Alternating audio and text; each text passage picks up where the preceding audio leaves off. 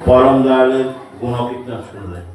নতুন করে বলা কিছু নেই, তার কারণ আপনাদের এই অঞ্চল এক সময় নাকাশিপাড়ার মধ্যে সৎসঙ্গের একটা পীঠস্থান ছিল। আপনাদের পাশেই শক্তি প্রামাণিক দা, তার বাড়িতে সৎসঙ্গ থেকে আউজারম্যান দা এবং আরও অনেকে এসে উপস্থিত হয়েছেন। সেই সময় এখানে একটা সৎসঙ্গের ভালো প্রচলন ছিল। কালের গতিতে বিভিন্ন সময়ে মানুষের জীবনযাত্রার পরিপ্রেক্ষিতে সেটা সীমিত প্রায়, কিন্তু বর্তমানে আবার সেটা উজ্জীবিত হচ্ছে। এই উজ্জীবিত অবস্থাটাকে ধরে রাখার জন্য আপনাদের কাছে আমরা আবারও বলছি, নাকাশিপাড়া সৎসঙ্গ বিহারের পক্ষ থেকে এসছি আগামী 30শে ভাদ্র মঙ্গলবার পরম দয়াল শ্রী শ্রী ঠাকুরের 138তম জন্ম মহামহোৎসব অর্থাৎ আবির্ভাব দিবস অর্থাৎ জন্মদিন। সেই জন্মদিনে বেদারী সৎসঙ্গ বিহারে সকাল থেকে প্রার্থনার টাইম পর্যন্ত বিভিন্ন মাঙ্গলিক অনুষ্ঠান থাকবে। সেই অনুষ্ঠানে আপনাদের প্রত্যেককে সপরিবার এবং পাড়া প্রতিবেশী যারা আছে, বন্ধু বান্ধব প্রত্যেককে নিয়ে আপনারা অবশ্যই সেদিন উপস্থিত থাকবেন, এই প্রার্থনা রাখছি এবং তার সাথে সাথে নিমন্ত্রণ এবং আমন্ত্রণ দুটোই জানাচ্ছি। অনুষ্ঠানটা আমাদের এরকম হবে, ভোরবেলা উষা কীর্তন, তারপরে প্রার্থনা, সকাল 7টা 5-এ ঠাকুরের জন্মলগ্ন ঘোষণা হবে।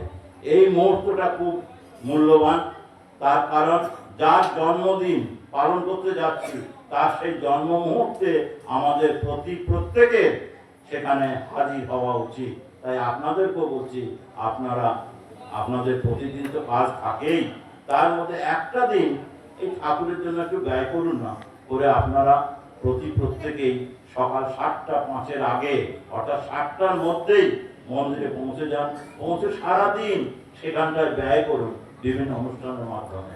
এই আমন্ত্রণটা আমাদের জানানো দরকার, তার কারণ আপনারা বিভিন্ন কাজে বিভিন্ন সময় ব্যস্ত থাকেন, কিন্তু পরম দয়াল চাইছে মানুষ। তিনি বলছেন, তাকে জিজ্ঞেস করা হয়েছিল আপনার আয় কি, তিনি বলছেন আমার আয় মানুষ, ব্যয় কি ভালোবাসা। দিদিদা গানের মাধ্যমে সেটা বললেন।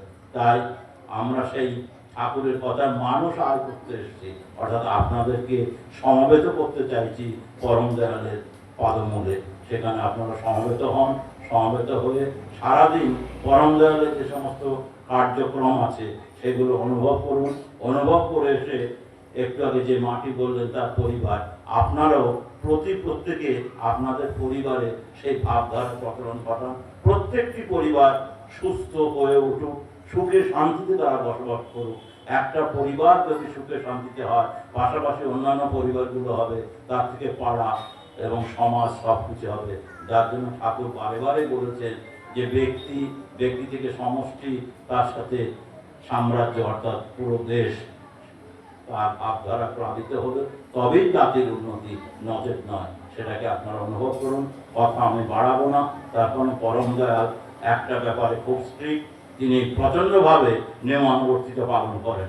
সেই হিসাবে আমাদের সৎসঙ্গের সময় 1.5 ঘন্টা, অর্থাৎ আমরা 5টা 37-এ শুরু করেছি, আমাদের সময় প্রায় শেষ।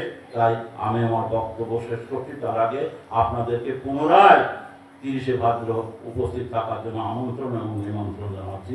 জয় জয়। হ্যাঁ, 30শে ভাদ্র না, এবারে 30শে ভাদ্র আর 16 সেপ্টেম্বর একই দিনে, ওটা কোনো গন্ডগোল নেই।